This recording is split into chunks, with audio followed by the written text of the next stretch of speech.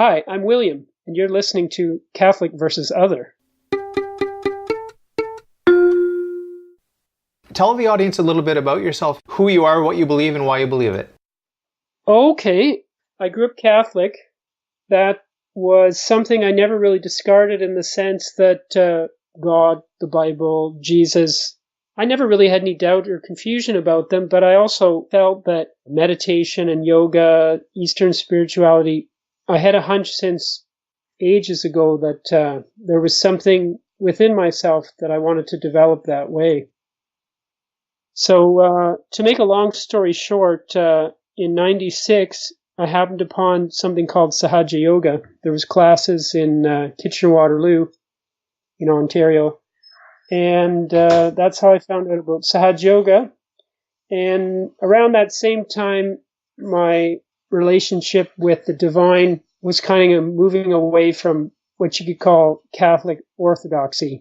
Can you talk just a little bit about your earliest memories of this notion of worship, petition, prayer, anything like that? Maybe you would have been 3, 4, 5, 6, 7 years old, something like that. Can you talk a little bit about the early days and your notion of religion? I suppose the way I understand it looking back is that because I had parents who got along well with each other, respected each other, to this day I've never really seen them lose their temper with one another. And I think what happens in cases like that is when you hear about God or some kind of benevolent force taking care of the universe, you tend to be able to absorb as much of that as you've experienced, right? So I think if you have a very secure family life with parents who create a very safe and sort of stable and loving environment, it's a very straightforward thing. And then I think what happens is in your imagination, you just pattern your picture of God after the sort of love and supervision you felt from your own parents. So whether it was for that reason or for some other reasons, I always believed that God was there taking care of everything. And in the beginning, it was always part of church. Like, we never missed Sunday Mass. I was an altar boy. My brother was an altar boy. Say prayers at night, say the Our Father and the Hail Mary, and, pretty much the full-on Catholic experience, such as lots of people had, let's say, 50 years ago. So we're almost part of an earlier generation of Catholicism where you never miss church, you always say your prayers and all that. So it was so much part of the fabric of growing up that, there was never any doubt or confusion or mystery about it. It just seemed quite normal and natural that God was there taking care of everything. And then as you grow up going to church and hearing the scriptures and all of that, you just fit, you could say, a richer and a richer picture of Christ Jesus, everything like that. There might have been a time, and I want you to talk about the dark times where you drifted away from God, where you drifted away from prayer, where you drifted away from basic morality as it's understood in a Judeo-Christian world. Can you talk a little bit about the dark stuff and how you may have strayed away, or maybe you didn't? Oh, I strayed away. It seems that I was just kind of wired for alcoholism. A few drinks in, I just turned into someone very unpleasant. I also never had any ability to moderate my use. So one drink would always turn into 6 or 8 or 10. Fortunately or unfortunately, I just never had much money. So I was a student and then a full-time artist after that. So I never had a big budget for drinking and all that. So that moderated things a little bit. But I always had very strict ideas that I would not have sex before marriage and follow Christian morality as far as I could. Even when I stopped going to church and all of that, I still didn't really change my morality much, except when I started drinking. When you're drunk, you kind of don't care much, and you could say your baser instincts sort of rule the day. And what happens is once you've been to however many parties, had however many encounters with various temptations, whatever, girls, drugs, what have you, it starts to just whittle away at your self-respect in such a way that I was no longer conducting myself in a very moral way, even when I wasn't drinking. So I'll give you a quick example. Was I would sometimes shoplift when I was drunk. And then one day I'd just start grabbing stuff. I was always broke, so usually just like a piece of fruit or some grocery or other. But I'd just grab stuff and stick it in my pocket, something I wouldn't have dreamed of doing in my first year of university. By my third year of university, that was just normal. So what happens is drugs, alcohol, things like that kind of erode your personality. That's what happened to my relationship with God. I didn't go through any crisis of faith. I just ruined myself through other methods. So I think this is an appropriate time to introduce your current worldview. Okay, I'll use a different word though. Worldview doesn't quite cover it because worldview seems to imply some kind of rational process. It was actually more fundamental to that in the sense that I'd always been seeking ways to deepen myself as an artist and deepen my relationship with whatever the source of spirituality is. I remember around the time we met, I discovered a book called Jesus Lived in India. And it's about the missing years from when we hear of Christ in the temple preaching to the elders when he's around 12 years old, and then he reappears when he's around 30. And in between, it seems as though, and I think it's been fairly well established by people who are interested in the question, that he went all through the Middle East and as far into Asia as Kashmir and over into India and elsewhere. So among the many things that this book started triggering me was the idea that maybe my interest in meditation, yoga, other things was not necessarily at odds with my Christianity. And you know, in the Bible, of course, Christ is always talking about the Hebrew prophets and the Hebrew scriptures, but I couldn't see any reason why he might not talk to Hindus about their scriptures, or instead of talking about God the Father of the Old Testament, that he might talk to them about Krishna or Vishnu or whatever.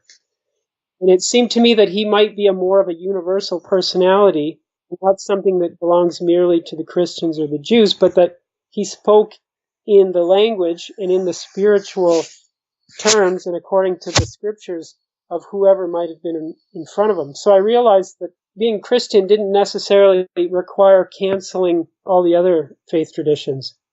So that's maybe a kind of a long answer, but I took that broader approach to seeking. And when I saw a poster for Sahaja Yoga, which is a meditation practice, I went down and checked out the class and learned how to meditate using Sahaja Yoga. There's a woman, she's passed on now, but her name is Srimataji, and she developed Sahaja Yoga and spent from 1970 till around 2012 going around the world teaching people how to use this meditation. So a couple points are important before we get further on the subject. First of all, Sahaja Yoga is always free and has been since it began in 1970. And Srimataji, that's S-H-R-I is Shri, and Mataji is M-A-T-A-J-I.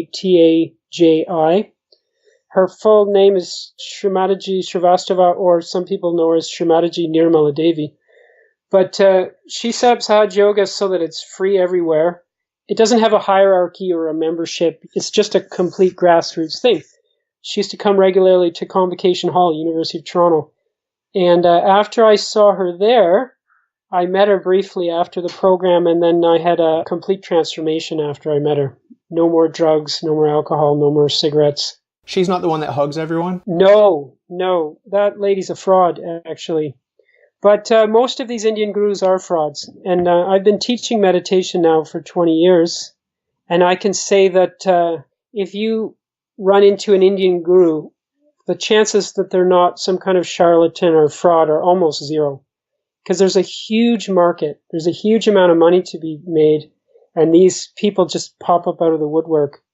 It's a bit like what, you see down in the South. There's a lot of those preachers who start saying, you send me your money and God will send you blessings and stuff. And they're just milking innocent people from their money and stuff like that. So the most of the Indian gurus, including the hugging lady, belong to this category. I'm very sorry to say, because there's a lot of honest seekers end up hoodwinked by a lot of these Indian gurus. Can you just give one or two examples of Eastern gurus that are not hoodwinking people, that are not charlatans, just so we get the other side of the coin that there's some good news? You won't know their names, and neither will I, because they don't have books, they don't have videos, they don't go on tours, they don't charge money. I'll give a real simple key to understanding this. Don't pay attention to anybody that makes money. Because you can look at Buddha or Christ or any of the prophets or divine incarnations or anybody in any of the faith traditions, none of them ever made a business of it. You're talking about guys that owned a pair of sandals and a robe. Now, I think we know what happens to good, authentic people, right? They get crucified, they get killed, they get strung up, they get tortured. If you think about Socrates, he was killed for his love of truth. And, a lot of people don't consider him a religious man. I do. Oh, I think he's a divine incarnation. I mean, in the sense that he's one of these pure personalities who are not saddled with the kind of failings and shortcomings that the rest of us ordinary people are, and that they come on this earth at different time in different places to help us all along. And yeah, most of them end badly because the status quo is generally not very interested in finding out that the world that they're exploiting is false. And Sharmataji kept her divine nature kind of more or less under wraps, so maybe that helped. But there is another answer, which is maybe more interesting, which is that in the big yugas, or the cycles of the turnings of the wheel in the Indian timeline, now this is a scale of thousands and thousands of years, Kali Yuga is the last couple thousand years, and that is the darkest age. When the Piscean age ended and the Aquarian age began, then there was something called Krita Yuga, which is a transitional age, and that is an age in which truth gets revealed and evil gets kind of exposed. So then you get the kind of churning that you see in the 20th and 21st century, where all of a sudden, somehow all the secrets come out. And my feeling is that this is an age of exposure, and you can't just go on sweeping truth under the rug. And it actually is transitioning into the Satya Yuga, which is the age of truth enlightenment, which is what we're supposed to be on the doorstep of. Okay, I understood that we were in the final age, according to the Hindus that I spoke with. Yes, well, there's different ways of interpreting it. So when you reach the culmination of Kali Yuga, this transitional phase is the last judgment. So there's different ways of understanding the last judgment, but all the signs and every prophecy and everything points to the age we're in now. But you've probably heard of Shiva. Shiva Lingam, right? Yeah, well, Shiva Lingam is that stone that they offer prayers to if you're honoring or worshipping Shiva. But anyways, Sadashiva is like God Almighty, and he has this dance of destruction. See, they break the Godhead into creator, preserver, and destroyer. So that's Sri Brahma, Sri Vishnu, and Sri Shiva. And this dance of destruction is supposed to bring the end of a cycle, and then a new cycle begins. But that happens if Sadashiva is displeased with how human beings are behaving. So the wheel can turn to an age of truth and enlightenment, or if we're not behaving ourselves properly, then we can dissolve the universe, scrap it, and start over. There's very strong parallels between Christian and other ways of understanding the Last Judgment. It's just that in the Christian Last Judgment, there's no turning of the wheel in the sense that if we get it right, we don't enter the age of truth and enlightenment here on earth. It depends how you interpret. Like when you say the kingdom of God is among us, you could understand that on a collective level, that there is the kingdom of God is within us, meaning in our bodies, in our beings on this earth while we live here, not just in heaven. So if you understand it that way, it's kind of identical to the Hindu way of looking at it. I've interviewed two Hindus. I interviewed them on the same day. But one of them mentioned that there is a Shiva Lingam actually being worshipped by all the Muslims in the Kaaba in Mecca. Have you heard this? Yeah, this brings me back to that vision of Christ as a universal being. So I'll get to the stone at Mecca in a second, but I want you to imagine first a metaphor in which there is one tree of life. So now you've probably heard of the chakras, the kundalini. There's a subtle body, and whether you're a reflexologist or whether you're doing acupuncture or whether you're using any esoteric Chinese or Indian medicine or yoga or anything like that, you're dealing with the energy body. So if your surgeon cuts you open, he's not going to find your heart chakra or your navel chakra or whatever. It's subtler than the world of the five senses. you could imagine it as our more essential, our more eternal self, right? And that the way we behave and the slings and arrows of our worldly existence clogs up or imbalances or otherwise gets stored up on our energy body, and that all of our physical manifestations, all of our behavior, everything they're just outward expressions of what's been happening on the subtle body. So imagine this tree of life. There's also a macro version. So there's the microcosm, which is you and I, but we're in the image of God. And the macro is the tree of life, which is, I don't know, you could say the superstructure of the whole cosmos or whatever. And that the history of humankind's relationship with the divine is like this tree, and that different prophets and incarnations are like different flowers that blossomed at different times on different branches, different times, places, and they each have different fragrance, but they're all fed on one sap of know thyself. The one sap of, you could say, our evolution towards self-realization.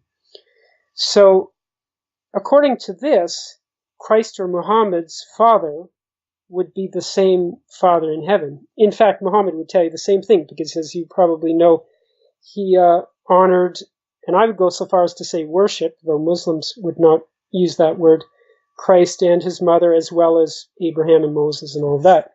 And that all these divisions between the different religions are just artificial ones imposed for political or other reasons by human beings, because we can't grasp. Well, the Sufis actually believe that God has come in many times and places in different forms, and that there is, like William Blake said, that all religions are one. But in any case, Muhammad's problem with idolatry was that these warlike desert people of his time and place did not have the capacity to treat a statue or a painting as a metaphor, as a symbol. That if he didn't restrict the use of idols, that they would just fall into idolatry, right? But there is something called Swayambhu. It's basically the idea that there is chakras like we have in our own body, that there's also chakras on the Mother Earth. And that these are actually not an idol in the sense that they simply represent some source of inspiration or spiritual sustenance, but they're actually divine objects created by the Mother Earth. They're special places.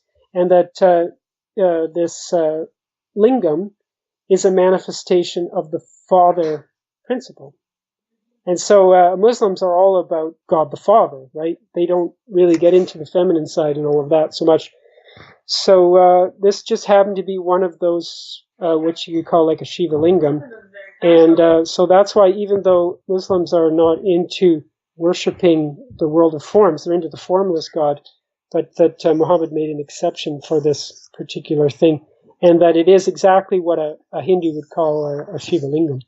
And the idea is that everything flows with spiritual energy, and that an object, a place, a person, a book, whatever, its vibratory signature is something that you can interact with.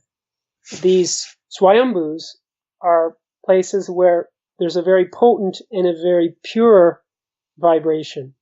I mean, a very simple version of it would be that if you leave the city and go out to your cottage and sit by the lake or whatever, you'll find it much easier to meditate, because the vibratory environment that you find yourself in is feeding your spirit, and it's quieting your more complicated parts. I am very much a Western mind, I'm a product of the Western culture.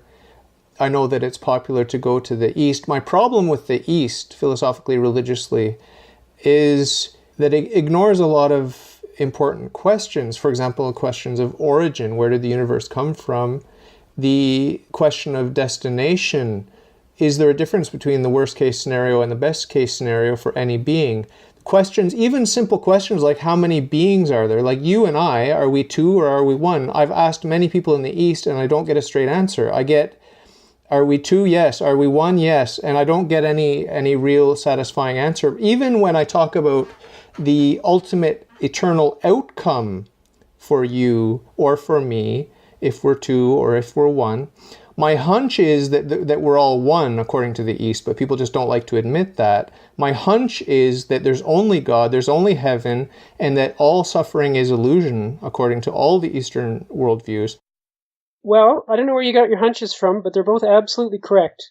And anybody who's coming from Zen or Buddhism or Sikhism or Hinduism in its mainstream who's telling you otherwise just doesn't really know the background, because that was well established ever since the time of Adi Shankaracharya. I don't know if you've heard of Adi Shankaracharya, one of the greatest of all the scholars from the Vedic tradition. And so Adi Shankaracharya was part of a debate that was coming up in Hinduism and Buddhism, which was the debate between duality and non-duality, which is exactly what you're talking about.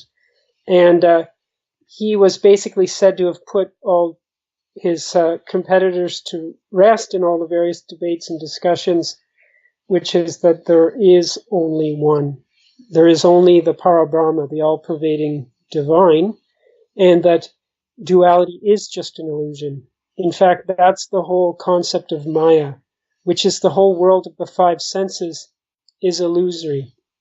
It's basically the sort of boot camp that all of our souls go to kind of whip ourselves into shape so that we can ascend the evolutionary ladder to rejoin the source from which we have come. So even the concepts of heaven and hell are not at all incompatible with yoga. And even in the Christian tradition, there was people who believed in reincarnation. It's essentially the same. You know, you were saying questions of meaning and direction and source and destination and all of that. It really comes down to the idea that we are ascending to return to the divine source from which we all came. And that darkness was created to teach us about light, and that the freedom to sin was given to us so that we could, in our own freedom, through our own will and through our own efforts, come to God as our own legitimate experience. Not just that we were just made divine, but that on our own terms, in our own freedom, we get to accomplish it. And it seems as though love cannot really be understood until you kind of struggle through its opposites to reach it.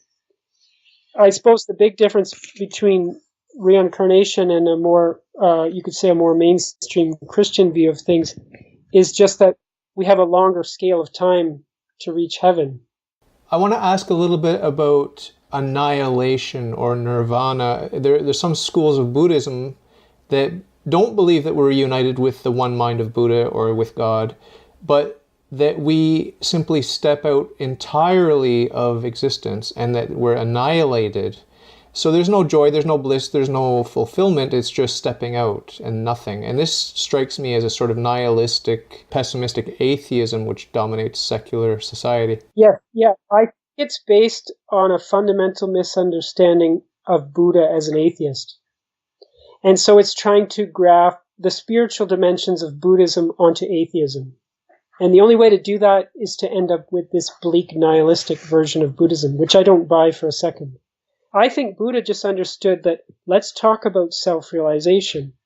Let's talk about immersion into egoless state. Because if you talk about God before people have a connection to God, it just gets them into all kinds of blind alleys. And that is a fair point to be made, which is that human beings can get into all kinds of nonsense in the name of God. And if you can achieve your self-realization or Buddha consciousness or whatever you want to call it, is simply that you achieve your yoga. You get united to God, and that the idea, as far as I can understand from the Buddhist scriptures, is that the removal of the ego, meaning the get rid of all the things that separate you from God, is the achieving of satori or enlightenment or self-realization. So that is the Kundalini awakening, as you describe it in the Sanskrit. That comes first as the priority in Buddhism. So presumably Buddha could have been saying to himself, well, look, there's no point in describing God or talking about God. These people are not connected to God. It's just going to turn into another book or another concept or another stupid religion. So let's just talk about enlightenment as if that's all there is. The idea being that if you achieve your enlightenment, then you're connected to God. So there's no confusion about what God is because you experience it in your own awareness. I don't believe for a minute that Buddha was an atheist. And I think this mixing together of atheism and Buddhism is more of a modern interpretation. Okay. My main concern with Buddhism, Hinduism, all the Eastern religions, and with Judaism in most of its modern forms, is that it says that everyone goes to heaven ultimately, or goes to God, or whatever you want to call it. There's a happy ending for everyone. And in my mind, if there's only God, then there's really no incentive to do the right thing, and that we can only applaud those who want to go and see how deep the rabbit hole of evil is. We have to applaud those people that are mapping out that part of this great dream that is the material physical world, which is really illusory. We can do nothing but applaud these people that are going into the dark, stinky corners of this. And there's no harm, no foul, because we're all destined for the same outcome, which is a wonderful, happy, eternal, joyful outcome. Do you see how that undermines morality from my perspective? Oh, yeah. And I agree with you completely. And if you look at people from the East who generally believe in reincarnation, it's basically a ladder to return to perfection. And ladders go both ways, right? Okay, so the best case scenario is going back to God, up that ladder to God. The worst case scenario is that you're stuck at the bottom of the ladder and you're eternally damned. Is that correct?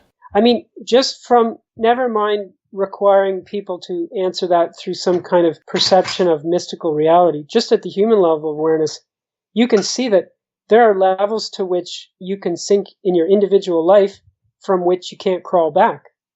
Okay. So that sounds like there are permanent, lasting, eternal negative consequences, what I would call hell. This is a good point to sort of go into your questions about my faith, because I don't want to believe any lies and I don't want to just sort of coast through comfortable and complacent. I want to be challenged.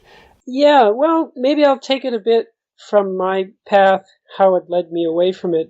There's an energy, you've probably heard of it. It's called the Kundalini. At ordinary human awareness, it's dormant in the sacrum bone at the base of the spine. It's said to be there in 3.5 coils. It's talked about, it's symbolized in different faith traditions in different ways.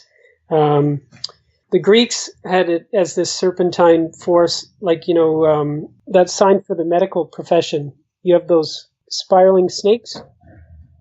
And anyways, this serpent energy is, if you dig deep enough, it's in many different traditions. But anyways, according to the Sanskrit, that energy is called as Kundalini. It just means it's a coiled energy. And when it's awakened from the sacrum bone, that's when the yoga takes place. It travels up the center of the subtle body, and it pierces the crown chakra, what Buddha called the 1,000-petaled lotus, at the crown of the head. And according to how Christian would understand it, that's the Holy Spirit, and that 1,000-petaled lotus would be the tongues of flame that the apostles had when they had their Holy Spirit awakened, like at the time of the Pentecost. Do you remember after the resurrection, Christ appeared to them and they had the tongues of flame and so on? So in practical terms, when that energy's been triggered, you start to feel evidence of spiritual reality on your central nervous system. In particular, there's different places of your hands, your palm, and your fingertips where you feel a response of the different chakras. So the reason why I'm describing this is because there's a very practical way of explaining how I started to feel very differently about Catholic Church, which is that as my vibratory awareness on my central nervous system got more and more developed, I would feel more and more heat, burning, tingling when I went to church. So the burning and the tingling is a sign of a blockage or a constriction in the subtle body. It's basically the bad news. So if you are in a situation or faced with a person, or even if you put your attention on some question or concern or something which is not benevolent, the negative response is felt as this burning and tingling. Now, you could say, oh, maybe that was just a particular church or whatever, but it tended to be fairly consistent. That if I was going to church or some such situation related to Catholicism, that it was awfully burny and tingly. So then I started thinking, okay, so how is this incompatible with Christ? Because as far as I understand, Christ is not harder on anybody than he is on hypocrites. He's always going after the scribes and the Pharisees because they're leading people down all kinds of wrong roads in the name of God, so that they're not just sinners outright, but that they're pretending to be something else. So it seems to me that maybe your average Catholic or even your average priest is not a lot better or worse than other guys walking around, but because they're standing there in their robes and saying Jesus this and Christ that, it's a bit hard on the subtle system. So this is well borne out by Christ's own words, which is that, there's the thing where he describes the Pharisees like tombs, sepulchres, right? So that they've got all their fancy garments. It sounds exactly like he's describing the Pope, right? Because he's in these big marble halls with these big fancy gowns and stuff like that. We can all agree that the popes are not infallible. And No, I firmly believe that all of the popes are infallible. It's the office of pope, not the person of the pope, that's infallible. And infallibility is a very limited power, and it's a negative power. It means that they can't teach error concerning faith and morals when they teach in a certain very well-defined way. And the whole church shares in that infallibility. I have a passive infallibility as a faithful Catholic. Infallibility is not that exciting, really, when you get down to it. It's just that we're protected from error. Yeah, the way you described it, it just means that they're just human like the rest of us. Doesn't mean anything. Well, what it means is that we can trust the church because God exists. God is a Trinity. The second person incarnated, Jesus Christ took on flesh, became a man. He's fully God, fully man. He founded a church, and his church is his spotless bride. It's also his mystical body. And so the church is Christ, and if God is infallible and Christ is God, and if Christ is one body with the church, then the church is infallible. So the thing we need to picture when we picture the church is not just the church here on earth in this fallen world. We need to picture the purified, the triumphant in heaven, the suffering church in purgatory that's being purified, and the dirty priests and everyone else down here on earth that haven't even started being purified. Well, some of them have. We call them saints, the ones that accomplish a heroic virtue on earth and that do their purgatory on earth and go straight to heaven. We call them saints, and they're very rare and they're very extraordinary. And if they walk into a room, I guarantee you're going to feel it. But there's a step lower on that hierarchy, which are the hypocrites.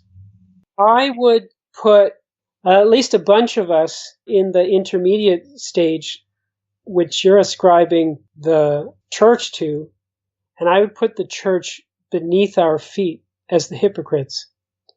Because at least we're not pretending to be bringing the rest of humankind into some kind of communion with God. I'm quite familiar with Catholic theology as well.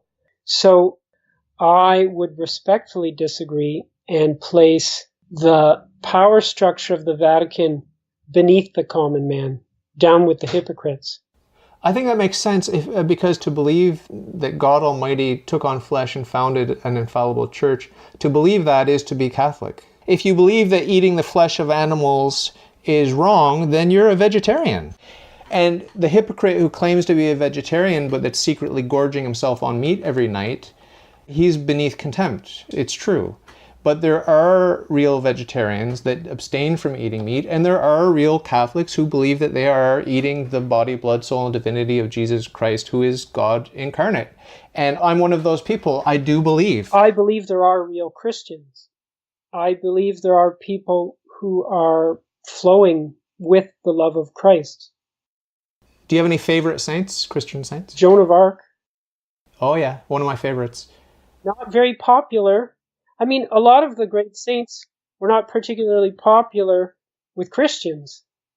And it's like after we burned them, they were like, oh, yeah, well, we were wrong and we'll make them a saint now. But I don't think that this has changed. That if a real saint showed up in the midst of the Vatican, there would be panic. And I'm sorry, the current Pope, I think he's just substituted the old hardline conservatism of Benedict with a kind of a Latin American socialism. This very naive view of Christianity as a political movement. But what I was saying about the fact that they're real Christians is that I've met them. I've met real Christians. I'd like to think I'm among their lesser ranks. I've met many greater than I. I'd be surprised if there's one of them within a stone's throw of the Vatican. There's hardly a Christian among them, because it's not hard to see that evil loves to put on the garb of spirituality. It is the devil's favorite weapon. The worst adherents of any prophet or incarnation are usually the people that are most vehemently trying to follow that person. I'll give you a quick example. Christ was completely unmaterialistic. Humble beginning in the manger, humble life growing up as a carpenter, and a very humble life of spreading the good news with his robe and his sandals and nothing else. Christians have been consistently the most aggressive, the most materialistic, and the most ambitious builders of wealth and empire. I'll give you another example. In Hinduism, in the Vedic tradition, the core idea is that we are all Brahma. We are all divine. We all come from that source. We're all capable of reflecting that source. So why would you have castes? Why would you have untouchables? And why would someone be higher and someone be lower? Or like Sikhism, Guru Nanak came to bring unity between Hindus and Muslims. So what do his followers do? Do they try to integrate Hinduism and Islam? No, they just started a third religion. So consistently human beings do the opposite of whoever they're trying to follow. And I think looking to the Vatican for a Christian would be the last place to start, just based on human nature. I'm not picking on Catholics ahead of any other religion. That is human nature. The closer you get to the centers of power, you just turn the dial up on hypocrisy. If you include my parents, their siblings, and then their aunts and uncles, there are both perpetrators and victims of priest sex abuse in my immediate family. I'm talking immediate family. It's absolutely widespread. And I think it's part and parcel of the corruption that comes from setting oneself up as someone who's capable of bringing others to God. Celibacy is obviously a bad idea. I disagree with that statement that celibacy is a bad idea. Well, it's a bad idea if you don't have the spiritual caliber to cope with it.